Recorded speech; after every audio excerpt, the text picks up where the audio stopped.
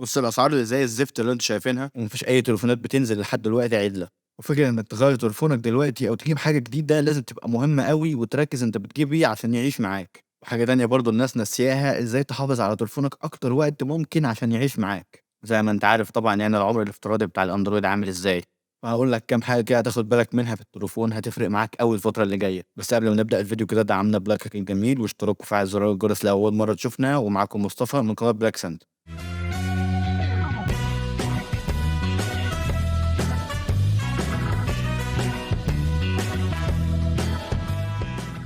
هنتكلموا الأول كده عن التليفون من برّه، حاجة كده مثلًا زي الشاشة، يا ريت تركب لها screener، عارف إن الحالة وحشة وممكن يكون معاكش فلوس، بس حاول يا ريت تتصرّف وهاتها، لإن تليفونك شاشته مش خارقة، هتحصل في مرّة ولا قدّر الله الشاشة تتكسر وهتغيّر له شاشة وهتدفع نُص تمنه تقريبًا شاشة، وهتزعل أنت في الآخر. زي واحد كده اسمه black cloud.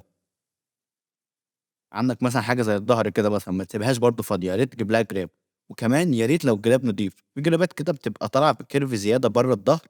بيحمي الشاشة أكتر مثلًا بحيث لو وقع أو حاجة، الجراب برضه يشيل شوية من الصدمة أنت فاهمني؟ وبرضه ما تركبش الجراب لوحده، يا ريت تركب سكِن، يا ريت لو سكِنة شفافة أو سكِنة عليها أي رسمة أنت عايزها مش هتفرق، بس المهم إنك تركب سكِن، لإن في أنواع ضهر لمّا بتسيبها وبتركب الجراب عليها كده وبتركنها، الضهر بيحصل مثلًا عليه علامات بيضا وبيتجرح، وحاجات غريبة كده بتيجي على الضهر ما بتتنضّفش تاني، فأنت كده خلاص الضهر مات، هو بيبقى شكله وِحِش أوي بصراحة. وبرضه لمّا تجيب سكِنة يا ريت برضه تستنضف، لإن في أنواع سكِنات زي الزفت لمّا بتشيلها اللزق بتاعها بيلزق في الضهر ولا أكنّك مركّب أسمنت ما بيطلعش تاني، فأنت كده برضه بوّظت الضهر. وبرضه تركّز بتجيب سكِنة يا ريت تكون نضيفة وفاهم أنت بتجيب إيه، أو بتجيبها من حد موثوق يعني. والصراحة برضه السكِنة بتنفع، تليفوني كان اتحك كام حَكّة كده كانوا كافيين أساسًا يخرموا الضهر، بس الحمد لله يعني صفرت. نيجي مثلًا للبطارية والشحن، أصح نسبة للبطارية تكون من 20 ل90%، ومش لازم برضه تعصر التليفون لحد ما يسِب لك ويقفل في وشّك، لإن ممكن لو تعبان شوية ممكن يقفل ما يفتحش تاني فاهم، يزهق بقى خلاص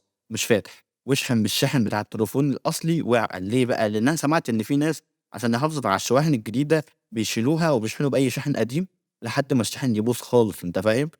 ده ما ينفعش وبيأثّر على البطارية لإن الشاحن معمول عشان يشحن البطارية بس، لإن كمان دلوقتي بقى كل تليفون ليه سرعات معيّنة، فأنت لو شحنت التليفون بسرعة غير الموجودة أقل مثلًا أو أعلى ممكن تأثّر على البطارية بالسلب، ولمّا يبوظ يا ريت كمان تجيب لك شاحن غالي، يعني يا ريت تستغلى بالذات في الشاحن دوّة لإنه حاجة مهمة أوي بالنسبة للبطارية، لإن لو جبت شاحن أقل من اللي كان عليه ممكن مثلًا يشحن في وقت أقل بيقلل لك الأداء، ممكن كمان ما يخشلهوش كمان يعني أمبير كويس، فممكن برضه تخلّي البطارية تخلص بسرعة. الحوار ده بيبقى مهم أوي، فيا ريت تستنضف في الشاحن، ويا ريت برضه تليفونك لو بيشحن ما تنزلش فيه دعك وتقعد تستعمله برضه وهو في الشاحن، لأن ده برضه غلط جدًا عليه، هيسخن وعلى المدى البعيد أداؤه هيقل بسرعة وهتقعد تشتم في الشركة وتقول إن التليفون وِحِش، بس أنت في الآخر اللي استعملته غلط، يا ريت تسيبه يشحن ويخلص خالص وبعد كده تبقى تستعمله براحتك.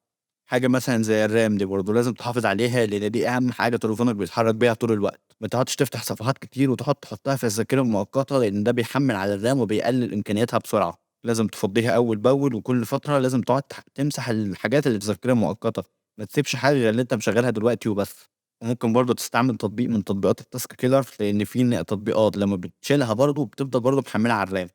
الtask killer دوّة بيشيل لك أي حاجة على الرام وبينضّفها لك أول بأول، فبرضه استعمله عشان ده هيفرق معاك أوي وفارق معايا أنا شخصيًا. لو احتجتني أرشّح لك برضه أي تطبيق من التطبيقات ديّة ابقى قُل لي تحت في الكومنتات أو كلمني على أي موقع من المواقع التانية، ممكن يا إما أعمل لك فيديو قصير يا إما أعمل لكم فيديو طويل عن التطبيقات اللي بتحافظ على الأجهزة وكده. عندك مثلًا حاجة زي البروسيسور ده تقريبًا ده الحاجة اللي التليفون بيتنفّس بيها أصلًا، بس في نفس الوقت أنت ما لكش يد فيها أوي أو إنك إزاي تسرّعها وكده زي بقية الحاجات، لإن كده أدائها هيقل مع الوقت غصبٍ عننا كلنا تقريبًا. بس أنت برضه ممكن تخلّي بالك من التليفون ما تستعملوش كتير أوي وتخلّيه يسخن كتير، لإن أنت برضه ممكن تخلّي بالك إن التليفون ما يسخنش كتير، إزاي بقى؟ عن طريق اللي أنت ما تستعملش التليفون كتير، حوار إن أنت تستعمل التليفون كتير وفي حاجات تقيلة غير إنه مُضِر على التليفون نفسه وهيقلل لك من أدائه بسرعة، هو مُضِر عليك وعلى دماغك أصلًا، فخلّي بالك برضه من نفسك وهدّي شوية على التليفون مش كده. شوف لك حياة بقى واعمل حاجة غير التليفون، ممكن تحمّل تطبيق زي أكشن داش هيحسب لك الساعات اللي أنت بتقضّيها على التليفون، وأكيد هتتخض من الرقم. وفي كمان تطبيقات كده بتعمل لك شريط إشعارات في التليفون بيبقى على طول محطوط،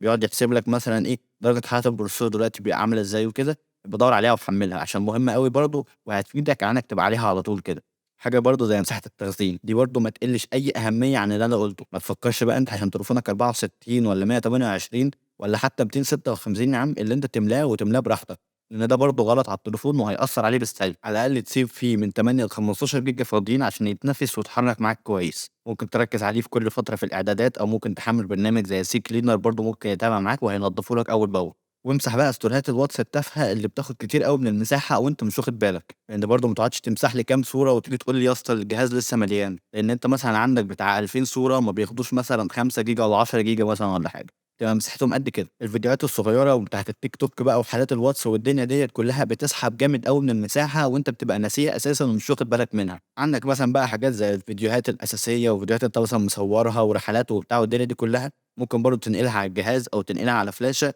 لان برضه بيبقى واخده مساحه كبيره قوي، وخصوصا مثلا لو فيديو معدي ال10 دقايق ولا حاجه، لان لو لا قدر الله حصل حاجه والهارد ضرب مش هتعرف تطلع حاجه من الجهاز. كل ده برضه هيبقى ضاع عليك. وحاجه كمان بقى عن السوفت وير نفسه، يا ريت ما تحملش حاجات مجهوله المصدر كتير، حاجات بقى زي الالعاب المهكره ومش عارف ايه عشان يطلع لي فلوس كتير، وحاجات كتير كده بتبقى بره جوجل بلاي نفسه، بتبقى حاجات مجهوله المصدر. كل ده بتبقى ملفات مجهوله المصدر وبتبقى ضارة على الجهاز. وانا مش بقول لك امنع قوي، بس الفكره برضه الحوار بيبقى فضولي شويه، بس الفكره ان انت ما تكترش، يعني مش كل شويه تقعد تحمل الحاجات دي، برضه هتاثر على الجهاز بالسلب، لان الحاجات ديّة أغلبها ما بتبقاش مربوطة ببعض. الفكرة مثلًا اللي أنت لو مسحتها من برّه ممكن تخش جوّه هتلاقيها موجودة. جرّب كده مثلًا خُش على مدير الملفات اللي عندك، وخُش على التحميلات أو الdownload، وممكن تلاقي حاجات أنت أول مرّة تكتشفها أساسًا، وهيبقى أغلبها حاجات أنت ناسيها. يا ريت بقى تخلّيك في الحاجات المتأمنة والحاجات اللي بتبقى في Google Play، لإن برضه هتفرق معاك بعدين، لإن تأثير الحاجات ديّة ما بيبانش دلوقتي، بيبان على المدى البعيد، فأنت ممكن ما تكونش حاسس بيها، فأنت هتحس بيها فيما بعد، وأنت اللي هتزعل برضه في الآخر.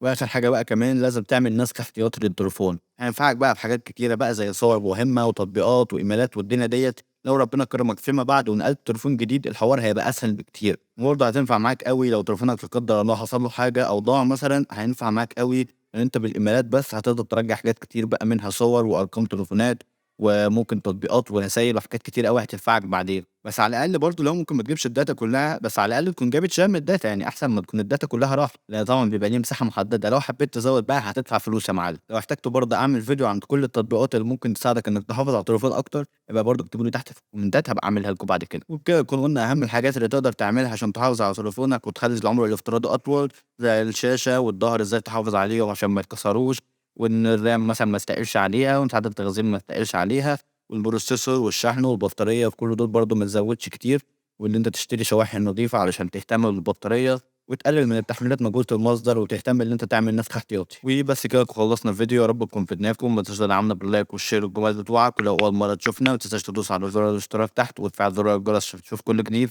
وتابعني برضه تحت من صندوق الوصف هتلاقي روابط كل الصفحات موجودة عليهم كلهم، وبارُد على الأسئلة والكومنتات برضه. ومع السلامة.